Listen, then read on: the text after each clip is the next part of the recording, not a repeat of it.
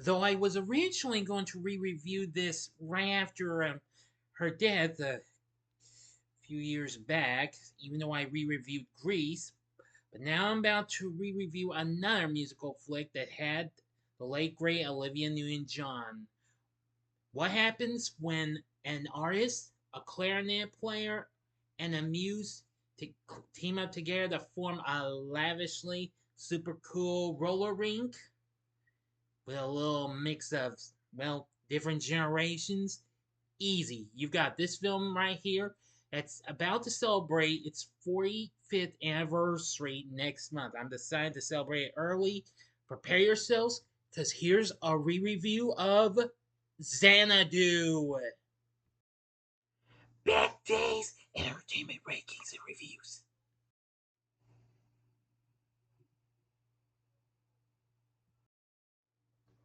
So, greetings, my fellow YouTubers, and welcome to Big D's Entertainment Rankings and Reviews.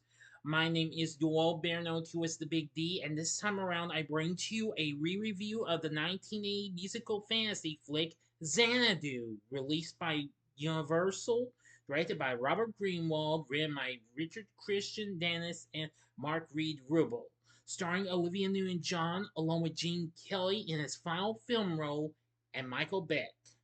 The film features music by Miss Newton-John, along with ELO themselves, Electric Light Orchestra, Cliff Richard, and the Tubes. Now, the title refers to the nightclub in the film, which takes its name from Xanadu, the summer capital of Kublai Khan's Yuan dynasty in China. The city itself appears in the 1816 poem Kublai Khan by Samuel Taylor Coleridge, which is quoted by Miss Newton-John's character in the film. The film was released on August 8th, 1980. So now, in just 1 week from this, from next, uh, from, sorry, I'm trying to check my calendar. From next Friday, the film will be celebrating its 45th anniversary. So I thought I'd re-review this early. Now, unfortunately, this film was a major disappointment. It underperformed. This, along with another musical flick, Can't Stop the Music, inspired the creation of the Razzies. However, this film has gone to become a cult classic and an amazing soundtrack, which actually did well despite the film's underperformance. Now then, let's get into the story. Sonny Malone, a struggling self-employed illustrator residing in LA, has failed to find passion in his art. He tears up one of his sketches and tosses the pieces out his studio window. The wind transports them toward a wall mural of 9 dancing sisters that suddenly comes alive when the scraps touch the mural. The sisters fly across Earth, but one of them roller skates through town and deliberately decelerates upon encountering Sunny. She momentarily pauses to kiss him before skating away, confounding him. Meekly returning to his old job of painting album cover reproductions at Airflow Records, Sonny is tasked by his tyrannical boss Simpson with painting a reproduction for a group called the Nine Sisters. The cover shows the mysterious woman whom Sonny had met in front of an abandoned Art Deco style auditorium. The photographer tells Sonny that the woman was not supposed to be on the cover, but suddenly appeared in a few of his shots. Returning to where he first encountered her, he instead encounters Danny McGuire, a former big band clarinet player and later orchestra leader turned construction mogul. During the conversation between Sonny and Danny, the woman appears in person, causing Sonny to track her across town to the same auditorium where she introduces herself as Kira, but declines to further describe herself or disclose her background. The two men later befriend each other, with Danny detailing his romantic involvement in the 1940s with a singer who resembled Kira. Her departure resulted in his own loss of creative passion. Kira encourages the duo to open a nightclub at the auditorium called Xanadu, and the two begin working together as partners. Sonny and Kira also gradually fall in love, culminating in a magically animated sequence. I'll talk about that in a little bit. On the night before the club's opening, Kira confesses to Saint that she is actually, I'm sorry if I mispronounced this, Terpsichore, Terpsichore, or Terpsichore. I'm sorry. Please stand by. Okay, I did mispronounce that. It's pronounced Terpsichore, one of the nine muses of Olympus. She was sent to inspire the creation of Xanadu, but she cannot stay despite their mutual feelings, since she is forbidden from falling in love with mortals. Sunny becomes upset at the revelation, and Kira departs Earth, having fulfilled her duty. Now I'm going to the ending. You know the procedure. You have 5 seconds to stop this video right away. Go to the description box below and fast forward to the time below.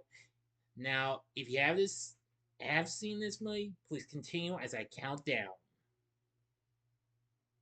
Okay, you've been warned. Danny tells Sunny to keep pursuing Kira, encouraging him not to abandon his dreams, as Danny had done after his own muse left him. Sunny manages to enter Kira's home by roller skating into the muse's mural.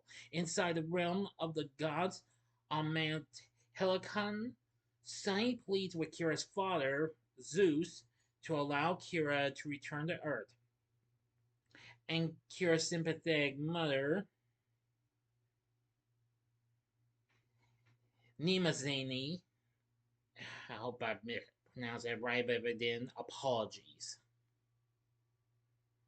attempts to influence Zeus. However, Zeus sends Sunny back to Earth. Kira then professes her feelings for Sunny, and Zeus ultimately relents, allowing her to be with Sunny for maybe just one moment or forever. Kira and the Muses perform at the grand opening of the Xanadu Club before returning to their realm. Sunny is initially saddened by their departure, but after Danny orders a cocktail for him, he notices that the waitress who served him resembles Kira and begins a conversation with her. End of story. So, what did I think of Xanadu? Well, at first, I didn't know what to think of this film because for years I never did see this film, even though I had thoughts on it, but never did get to it. But in 2010, when the film celebrated its 30th anniversary, I managed to get it on DVD, and I still have it, which is, of course, the magical edition. Stand by. Okay, everyone, here's my copy of Xanadu on DVD. This, of course, is the magical edition, which after watching this a few times, I am going to say is incredible. And it's so amazing. I feel like I just never did take the time to watch this and what have you. I'll be right back. But overall, I've actually come to love this movie. This is a very cool film. While it unfortunately underperformed at the box office, becoming a big disappointment, making only $23 million on its $20 million budget, it means it actually did underperform. However, since then, it has become a cult classic for its mixture of 1980s music and culture, creative choreography, which, fun fact, was actually done by Kenny Ortega. Yes, you heard me correctly. As in Kenny Ortega. Well, he was one of 2 choreographers. Another one was Jerry Trent. But yes, Kenny Ortega, before he became the director of another cult classic film, of course, it's everyone's favorite spectacular family flick of a witchy flick, Hocus Pocus. And of course, he later went on to do the choreography for the High School Musical franchise and the Descendants franchise for Disney. Yes. Anyway, yes, I really couldn't believe it. Mixing different cultures of different eras in my view to with a little bit of the 80s. I'm gonna say now that's really something. Anyway,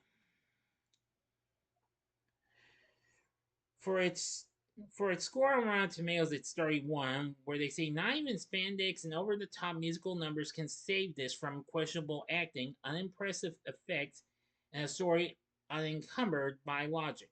Sure, the story might not be great by any means, but nonetheless, I I actually liked it. Metacritic unfortunately has a 31 score as well on Metacritic.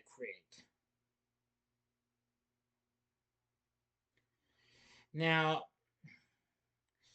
reviewer Janet Maslin wrote, like The Wiz, which came out 2 years prior before this, the film itself, Xanadu, is desperately stylish while having any real style. A double feature of this with another musical released several months earlier, Can't Stop the Music, inspired John J.B. Wilson to create the Golden Raspberry Awards, or Razzies to you. And while this film was the first to be nominated, it got nominated for 6 Razzies, but it only won one, and it was for Worst Director for Robert Greenwald. It also got nominated later on, 25 years later, for Worst Musical of Our First 25 Years, but it lost. It even got nominated for the Stinkers Bad Movie Awards, but it didn't win. It was nominated for least special effects and but received a dishonorable mention for worst picture. Oh well. Well, like they say, nobody's perfect, but still, I've actually in the last few years, I've actually come to love this movie. I know a lot of people might be mixed on this, and I'm understandable. As always, we're all entitled to our own opinions. Thank you very much. Despite the film's failure, the soundtrack album released on Miss Newton-John's label at the time, MCA, became a big success. It went double platinum in the US and gold in the UK, where it had several songs and what have you, which included the song Suddenly, which Olivia Newton-John did with Cliff Richard, who, of course, most people would know this guy best from several songs. The only song I seem to know of by him, I think this is the guy who sung Devil Woman. Yeah, Devil Woman. Well, not to be confused with another song. I really don't want to try to say it because I'm scared I might get in trouble with Universal, of course. Well, MCA also put that song out. Okay, enough said. It was also a couple songs from ELO. There was I'm Alive and All Over the World, which I've heard that song a few times. They also teamed with Miss Newton-John for the title track, Xanadu, which was a top 10 hit, and it was a top 5 hit on the adult contemporary chart, but reached #1 in the UK. However, Miss Newton-John's song Magic, which I have on my MP3 player, became a big success, going on to spend a month on top of the Billboard Hot 100, and also 5 weeks on the top of the adult contemporary chart, and went gold. Anyway, there's also lots of other songs and what have you. And I'm going to say this also has lots of other good songs and what have you. Let's see. Yeah, I just loved a lot bit of this. Now, there was an animated sequence in this, of course, and it had ELO's song Don't Walk Away played. And its animation was done by the legendary Don Bluth just before he even gave us The Secret of NIMH 2 years later. Of course, he also went on to do An American Tail, The Land Before Time, All Dogs Go to Heaven and others, although he had recently worked with Animation Studio Filmation as well as Disney, most notably on their short animated film The Small One 2 years prior. And lots of others, and there's lots of other songs and what have you. So the music's really good and what have you.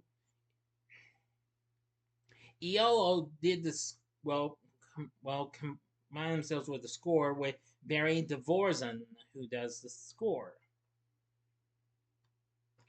So you gotta give ELO credit. I like ELO; they're good. Now for our cast, we have Olivia Newton-John as Kira. I've gotta say she's good. Playing Danny McGuire is the legendary Gene Kelly. Of course, this was his final film role, but he's done numerous films. I've never seen that many, except maybe Singing in the Rain. I've seen that. I'm pretty sure. Yeah, I've seen it. Playing Sonny is Michael Beck, who recently did The Warriors 1 year prior. And there's lots of others and what have you.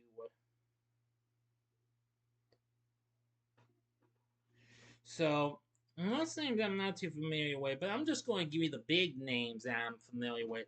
So, and the rest of the cast, well, not bad, but I think the main three, the core three, I think are absolutely really good. So, if you're into some really cool, to a really cool place to check out that's got a little roller skating or a little bit of a nightclub feel to it, then Xanadu might be worth looking into. So, would I recommend it?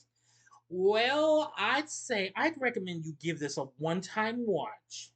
But if you're not satisfied, well, that's fine. What have you? I'm cool with that. Stick with Grease.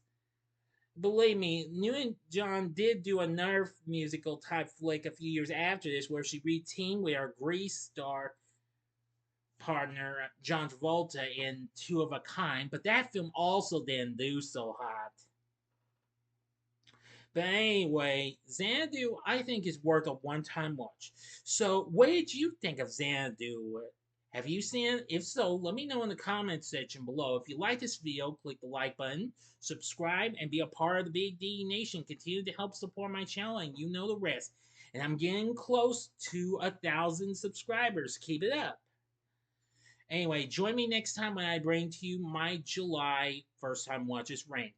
So if you like this, check out my reviews for these other musicals, these two I had just talked about. In the upper left-hand corner is my re-review of Grease from 1978, which I did in memory of Olivia Newton-John.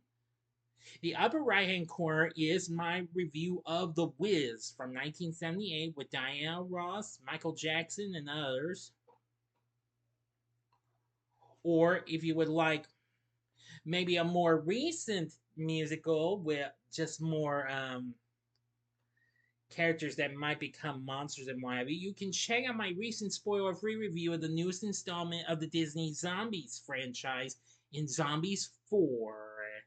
Dawn of the Vampires. And the bottom right hand corner is the button you can click to subscribe if you like rankings and reviews on movies, TV, music, video games, etc. Then I'm your guy. Thanks for watching. Until next time, I'm the Big D saying, see ya.